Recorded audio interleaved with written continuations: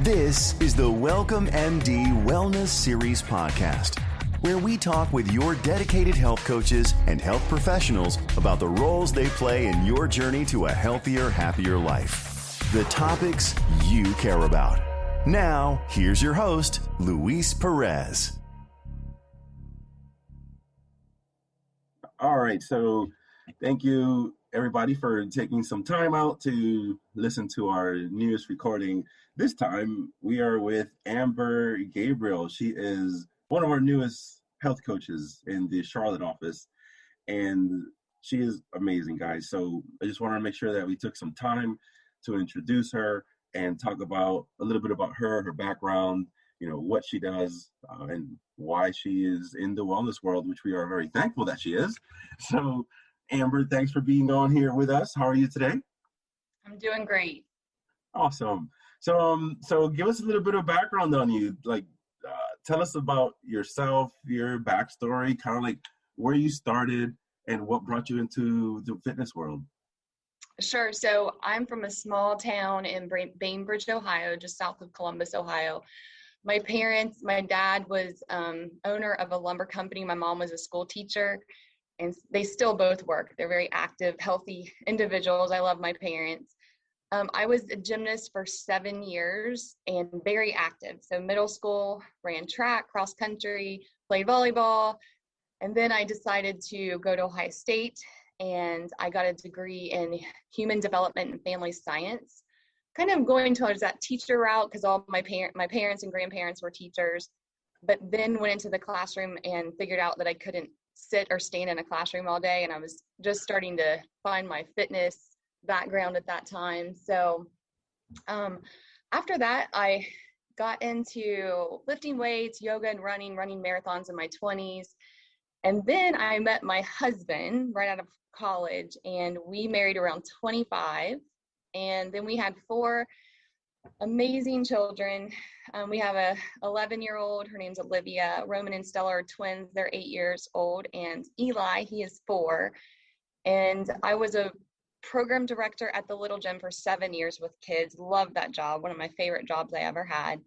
And then I decided to get certified in health coaching around 2013, and went on to work with moms and families flipping their homes, turning them into safe havens for their family. And I believe that moms have the biggest impact on health because of their purchase powering at the grocery and modeling for their family. Mm-hmm. That's a little background. But it's so true, though. It's because a lot of the times they want to say about, how kids are eating their foods, this and that, and then, but they don't really realize, okay, well, the kids aren't buying the food, so right. Let's focus on exactly like you said, the parents. They're the ones that are bringing the food in there, especially if the mom's the one that does all the cooking, then 100%. They're the biggest. For sure. The biggest contributor to that. Mm-hmm. Nice. So the office life, we talked a little bit about that. How that's not really your thing, and how you would love to do more of outdoors work and all that versus being more in office. So how are you dealing with those type of struggles now? So, throughout the day, I personal train clients in the office. So that gives me a little break through that 8-hour time frame in the office. And then I like to go outside for quick walks. If I'm checking my email or reading an article, I hop outside and get some sun. People always ask me, what do you do in the afternoon when you have that need for coffee to get through the day? I say, go outside for 10 minutes and take a walk, come back in. It will completely revive you instead of having to do that caffeine spike. But yeah, I've actually learned how to manage it pretty well. I think a lot of people do that are in an office setting that aren't used to it per se, but just the little break, sun, and I also have good little healthy snacks that keep me going in the office. Nice. And it's good that you're doing that when you go outside, because you're absolutely right. A lot of times, a lot of people don't do that. And it's just so important, because then sometimes it's more of, well, let me just get this one more thing done, or, well, let me just knock this one thing out. But if we keep that mentality, it never ends. So taking that little 10-minute break, it's going to, the only thing it's going to do is just help. and Yeah. you're gonna feel so much better, and you're gonna come right back to the same exact thing anyways.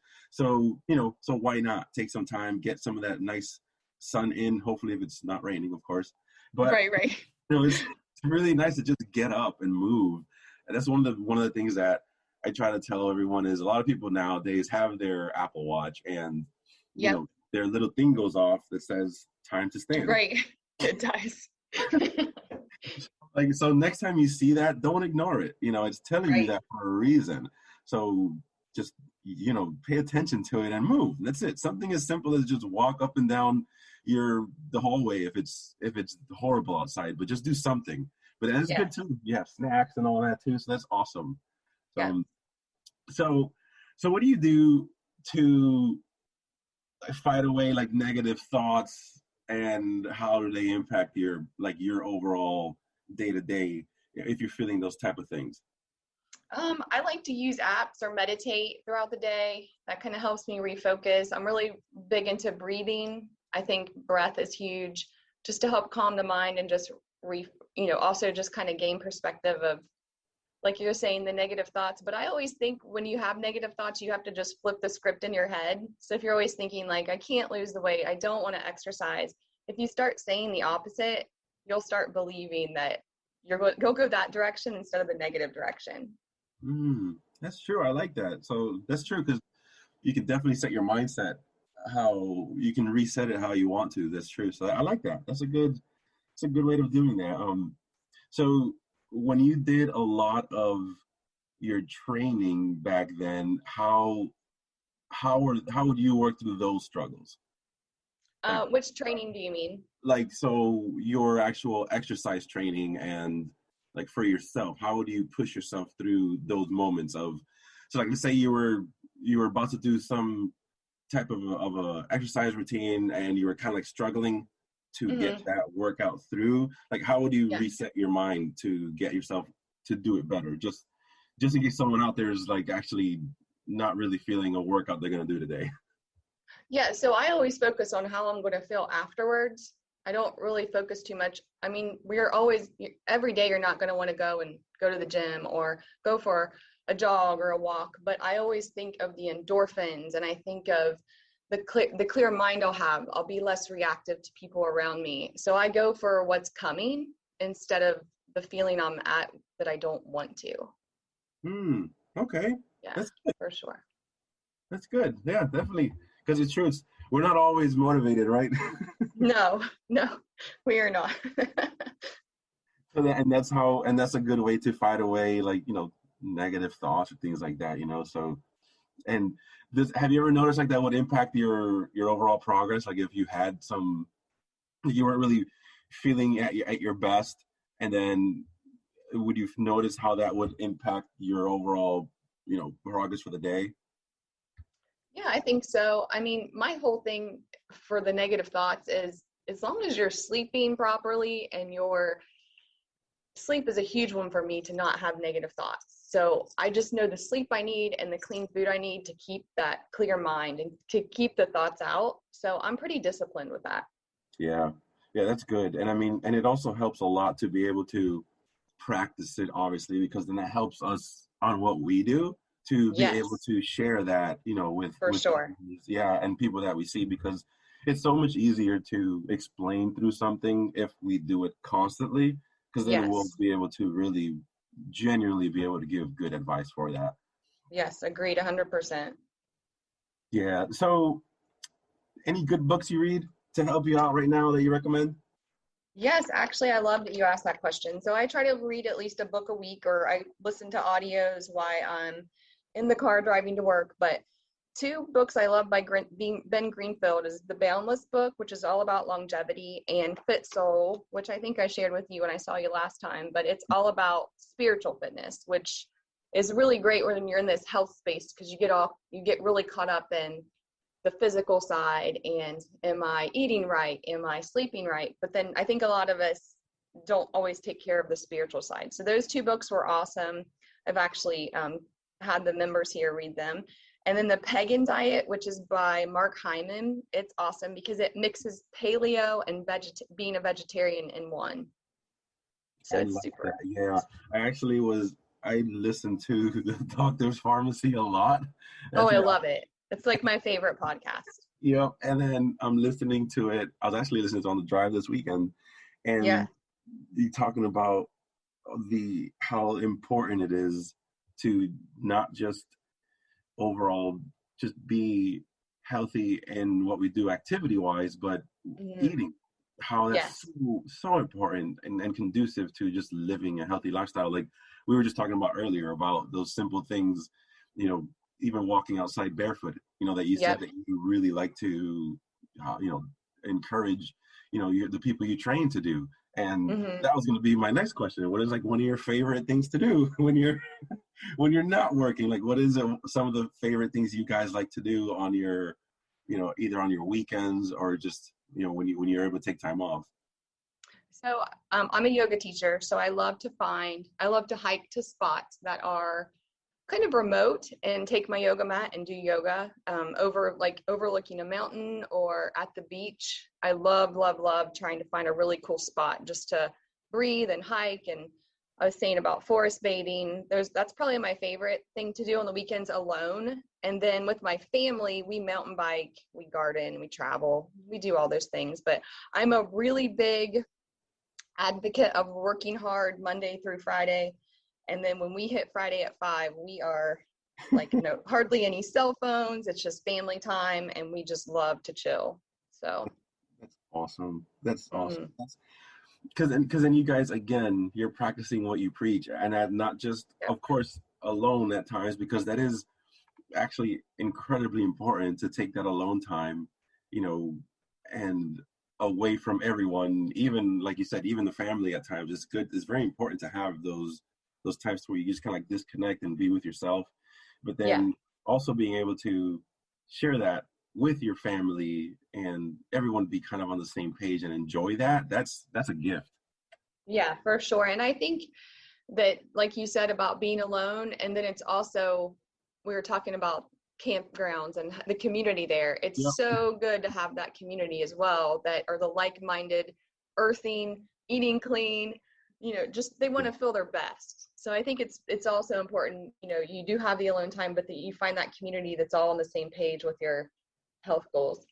Absolutely. It's just so nice, and like, and also how we were talking earlier, the just how everyone there is always, you're never going to see, I mean, obviously, I guess if something happens, but for the most part, nobody out there is ever going to be in a bad mood Right, because right. Everyone's outside.